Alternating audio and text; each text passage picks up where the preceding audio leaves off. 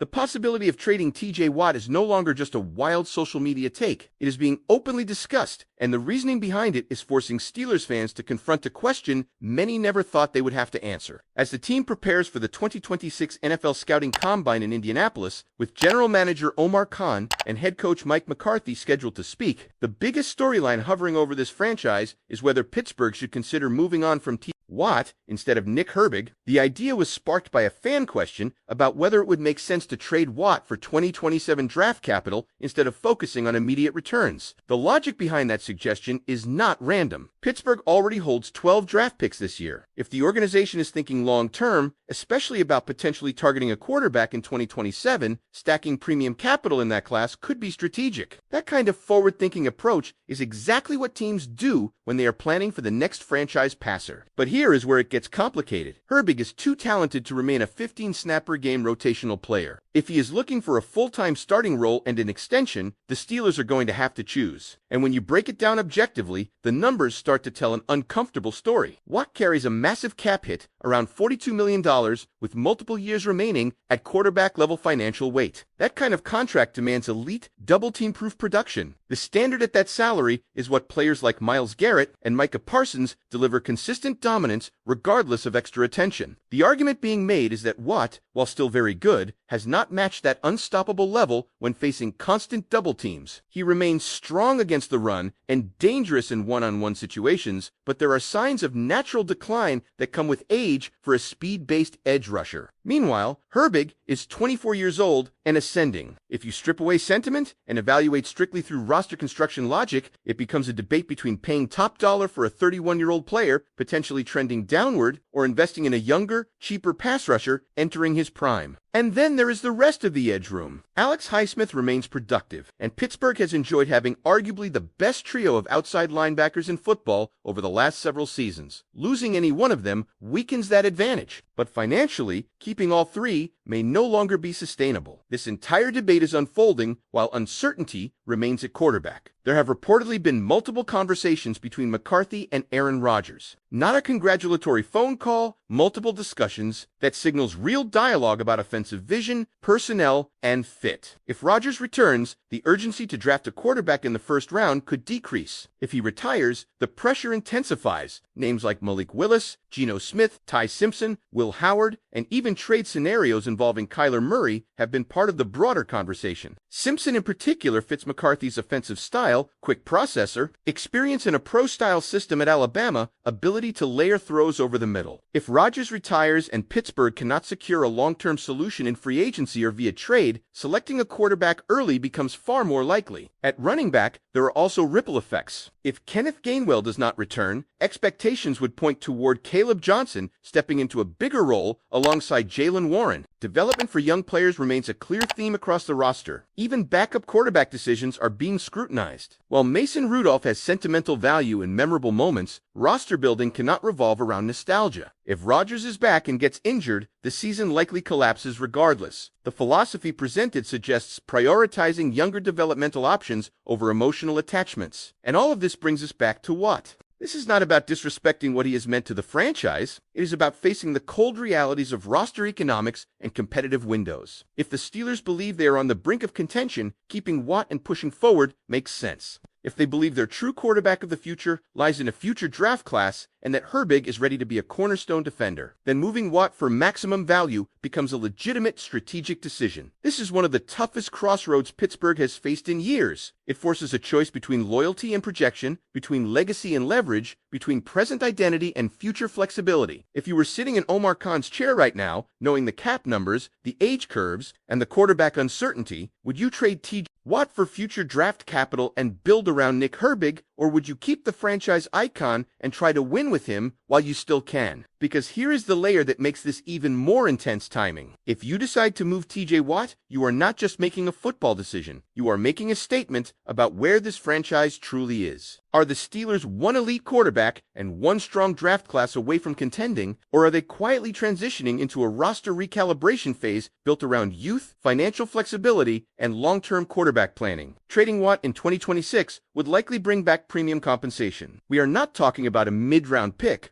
We're talking about serious draft capital, potentially anchored in 2027. The class some believe could be stronger at quarterback. If Pittsburgh believes that is the year to aggressively move up for a franchise passer, stacking picks now becomes a weapon later. And that is how modern roster construction works. You prepare 2 years ahead, not 2 months. But here is the emotional side Steelers fans cannot ignore. Watt is not just another edge rusher, he has defined the defensive identity of this team. When you think about Pittsburgh football over the last several seasons, you picture number 90 flying off the edge. Trading him would feel like closing a chapter. It would feel similar to when franchises move on from iconic defenders, and suddenly, the stadium atmosphere feels different. The counter-argument, though, is simple and brutal. Nick Herbig is 24. He is ascending. His snap count has been limited not because of talent, but because of depth. When given opportunities, he is produced efficiently. And if he is seeking a full-time starting role and a contract extension, you cannot blame him. Edge rushers do not wait forever. They cash in when their value peaks. Then you evaluate Alex Highsmith. He remains steady and productive. If you keep Highsmith and Herbig together long-term, you could still maintain a dangerous pass rush at a fraction of Watt's cap hit. That money saved could be redirected toward offensive upgrades, quarterback investment, or retaining other core players, and do not forget the new defensive voice in the building. The addition of Patrick Graham could reshape usage and deployment. Perhaps he unlocks a second surge from Watt. Perhaps he maximizes rotational efficiency. But the financial math does not disappear. $42 million against the cap is not a flexible number. Now pivot back to quarterback because it all connects. The ongoing conversations between Mike McCarthy and Aaron Rodgers suggest legitimate interest. Multiple discussions are not casual. They imply strategic alignment talks, roster input, scheme direction, supporting cast considerations. If Rodgers returns for one more season, that buys time. It delays urgency. It gives Pittsburgh another year to evaluate the 2027 quarterback landscape, but if Rodgers retires, everything accelerates. The first-round conversation intensifies. Ty Simpson becomes more realistic. Free agent or trade veterans like Geno Smith become bridge options, not solutions. And suddenly, having additional draft ammunition from a potential Watt trade looks even more valuable. This is why the debate is not just about Watt versus Herbig, it is about timeline versus emotion. It is about whether the Steelers believe their championship window is now or 2 years from now, and there is risk on both sides. If you trade Watt and he dominates elsewhere, you will hear about it every Sunday. If you keep Watt and Herbig blossoms into a star somewhere else after being traded, that criticism will be just as loud. There is no safe choice, only calculated bets. The organization must decide what phase they are truly in. A short-term push with a veteran quarterback and expensive star defenders, or a controlled pivot toward youth, cap flexibility, and future quarterback aggression. Steelers fans are divided because both paths have logic. Keeping Watt preserves identity and veteran leadership. Trading him maximizes asset value before further decline risk. Waiting too long reduces return leverage. Acting too soon risks giving up elite production. This is the kind of decision that defines front offices. So now it shifts to you. If you believe Pittsburgh is closer to contention than people think, you keep Watt and ride with him. If you believe the real Super Bowl window opens in 2027 and beyond, you consider making the hardest move possible. And here's the part that makes this even more fascinating. Leverage shifts quickly in the NFL. Right now, if Pittsburgh explores a trade involving TJ Watt, they are negotiating from a position of strength. He is still viewed around the league as an elite edge defender. He still commands respect in every protection scheme. His resume carries weight that matters in trade talks. But one more season of natural statistical decline, one more year of age, one more cap-heavy offseason, and that leverage changes. This is why timing is everything. If the Steelers internally believe that Watt's peak years are behind him, the most strategic move would be to act before the rest of the league fully reaches that same conclusion. That is how you maximize value. That is how you avoid getting stuck with a declining asset that is consuming quarterback-level cap space. But there is also a football reality that cannot be ignored. When Watt is on the field, offenses still account for him first. Protection slides, chips happen, tight ends stay in. That kind of gravitational pull impacts games even when it does not show up in sack totals. Defensive coordinators love that type of presence because it creates opportunities for others. And that circles back to Nick Herbig and Alex Highsmith. If Watt leaves, Herbig's snap count explodes. He is no longer a rotational chess piece. He becomes a full-time starter facing left tackles every week. That is a different level of responsibility, a different level of attention, a different scouting focus from opposing offenses. The projection says he can handle it. The production in limited snaps suggests he is ready. But projection and proof are two different things. Meanwhile, if Watt stays and Herbig is the one moved, Pittsburgh preserves short-term defensive dominance but potentially sacrifices long-term flexibility. And if Herbig turns into a double-digit sack player somewhere else, that regret will linger for years. Now zoom out again and look at the roster construction puzzle as a whole. You have quarterback uncertainty. You have running back decisions looming. You have draft capital strategy questions tied to 2027. You have a new defensive coordinator voice. And layered over all of it is a single contract number, roughly $42 million.